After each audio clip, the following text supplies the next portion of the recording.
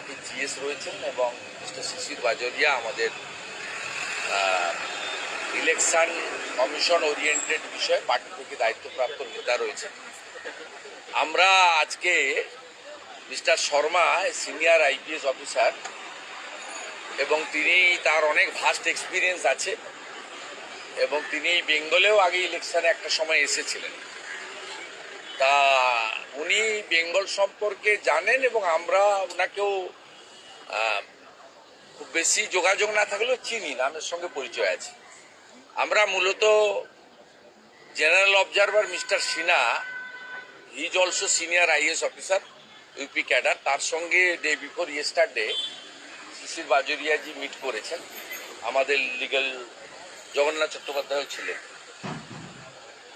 আজকে পুলিশ অবজারভারের সঙ্গে আমরা তিনজন মিট করলাম। প্রথমত কাটসি মিট, দ্বিতীয়ত আমরা যেটা বলেছি সেটা হচ্ছে যে পশ্চিমবঙ্গ একমাত্র রাজ্য, আমি 21-এর আগের কথা আর বলছি না, আমি ওনাকেও বলিনি, কারণ এটা অনেক গল্প, অনেক বড় লম্বা, সিপিএম কিভাবে রিগিং করতো, যারা এখন বড় বড় কথা বলছেন যাদবপুরে গিয়ে, দমদমে গিয়ে তারা কি করতেন, তারা কেশপুরে 1 লক্ষ ভোটে নন্দরানী দল জিততেন, সেগুলো কান্তি গাঙ্গুলি কি করতেন, মজিদ মাস্টার কি করতেন, ওগুলো গল্প করতে গেলে তো 3 ঘন্টা লাগবে, আমরা ওতে যাইনি।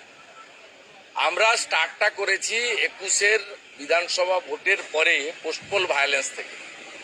আমরা বলেছি যে পোস্টপোল ভায়োলেন্সে 12,000 এফআইআর হয়েছে। রিটায়ার্ড জাস্টিস মঞ্জুলা চেল্লুরের নেতৃত্বে সিট গঠন হয়েছে এবং 61টা এফআইআর সিবিআই করেছে এবং হাইকোর্টের 5 মেন জাজেস অ্যাক্টিং চিফ জাস্টিসের লিডারশিপে আমরা সেই কপিগুলো দিয়েছি, জাজমেন্ট, এবং আমরা বলেছি আজ পর্যন্ত 15টা স্টেটে ভোট হয়েছে, ইনক্লুডিং পাঞ্জাব, যে রাজ্যের উনি আইপিএস ক্যাডার, সেখানে ম্যাসিভ ম্যান্ডেট নিয়ে আপ এসেছে, কংগ্রেস হেরে গেছে। তা আমরা recently Chhattisgarh, Rajasthan BJP massive mandate পেয়েছে, মধ্যপ্রদেশে সিট বেড়েছে। আমরা বলেছি 15টা স্টেটের কোথাও আপনি ইলেকশনের ডেট, কাউন্টিং এর ডেট, পোস্ট পোলে অ্যালিগেশন পাননি, পাবেন না, কোনো নো ইনসিডেন্ট, একমাত্র বেঙ্গল।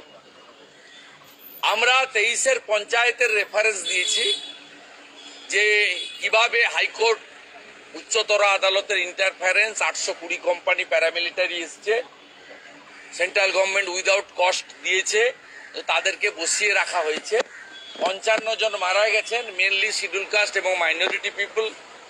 প্রার্থী খুন হয়েছেন, কাউন্টিং সেন্টারে কাউন্টিং এজেন্টরা ঢুকতে পারেননি। অ্যাপ্রক্স 1 কোটি রুরাল বেঙ্গলের ভোটার, তারা ভোট দিতে পারেননি। 15,000-এর কাছাকাছি সিট, 14,000 সামথিং সিট আনকন্টেস্টেড হয়েছে। তাই 21-এর পোস্টপোল ভায়োলেন্স আর 23-এর পঞ্চায়েত নির্বাচন এবং হায়ার জুডিশিয়ারির জাজমেন্ট, এনএচআরসির রেকমেন্ডেশন ইত্যাদি সব মিলিয়ে ওয়েস্ট বেঙ্গলের লোক গণতন্ত্র চায়, শান্তি চায়। সব পলিটিক্যাল পার্টি আপনার লেভেল, মানে ফিল্ড প্লেয়িং গ্রাউন্ড চায়, যাতে সবাই মিছিল, মিটিং, প্রচার করতে পারে।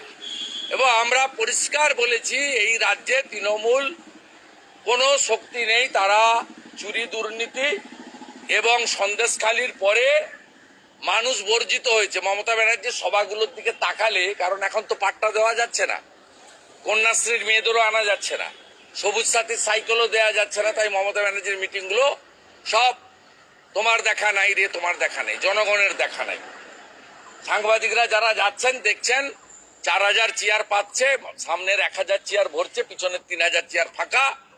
আর উনার যত ফাঁকা দেখছেন তত পারদ চড়ছে, ততই তিনি এনআইএ, ইডি, অমুক তমুক কত রকমের এপাং ওপাং ঝপাং বলতে আরম্ভ করেছেন। তাই আমরা বলেছি যে আপনি ফ্রি অ্যান্ড ফেয়ার ভোটের জন্য ব্যবস্থা করুন এবং পুলিশ হচ্ছে মূল প্রতিপক্ষ। পশ্চিমবঙ্গ পুলিশ হচ্ছে মূল প্রতিপক্ষ, তারাই এখানে এইসব করছে। প্রায় 15,107 কাটা হয়েছে, তার মধ্যে 13,000-এর বেশি বিজেপি কার্যকর্তার নামে 107 কেটেছেন। আমরা এই কথাগুলো বলেছি, কিছু তথ্য ওনাকে দিয়েছি। আমাদের মিটিং খুব ফ্রুটফুল হয়েছে বলে আমরা মনে করি। আমরা ফার্দার কমিউনিকেশনে থাকব। আমরা ফ্রি অ্যান্ড ফেয়ার ভোট চাইব, ডেমোক্রেটিক ম্যানারে ভোট চাইব, আর নির্বাচনী প্রচারে সকলের অংশগ্রহণ এবং ভোটের দিন 7টা ফেজেই যাতে ইনসিডেন্ট ফ্রি ভোট হয়। আর স্টেট পুলিশকে, কলকাতা পুলিশকে, মানে হায়ার অফিসারকে যাতে রেস্টেন্ট করেন। তাদের বেতনগুলো মমতা ব্যানার্জি বা তার ভাইপো কয়লা বালির টাকা থেকে, ডিআর লটারি বা সঞ্জীব গোয়েঙ্কার টাকা থেকে দিচ্ছেন না, দিচ্ছেন জনগণের টাকা থেকে। তারা অশোক স্তম্ভ লাগিয়ে রেখেছেন মাথায়, কাজটা উল্টো করছেন। আমরা এই সব বিষয়গুলো বলেছি, এই অ্যালিগেশন কিছু দিয়েছি, বাকিটা তো নট ফর প্রেস। বাংলার জয়সভা থেকে মুখ্যমন্ত্রী প্রধানমন্ত্রীর বক্তব্যকে ডিকোড করছে। সাংসদদের একটা টিম নির্বাচন কমিশনে গেলে না কি সাংসদ মানে কোন সাংসদ? তা বলতে হবে তো, সাংসদ মানেই তো তৃণমূলের সাংসদ নয়। তৃণমূলের তো আছে 18-20টা লোক আছে, আমাদের তো 350-এর বেশি লোক আছে। রাজ্যসভা ধরলে তো 450 লোক আমাদের। আমরা তো রাজ্যসভাতে এখন মেজরিটি হয়ে গেছে। সাংসদদের টিম যে গেলেন নির্বাচন কমিশনে প্লাস তাতে বেল পাকলে কাকে? সব গেছে কি আপনাদের সাংবাদিকদের সামনে বক্তৃতা করার জন্য? ওটা না, আমরা আমি স্পেসিফিক বলবো না।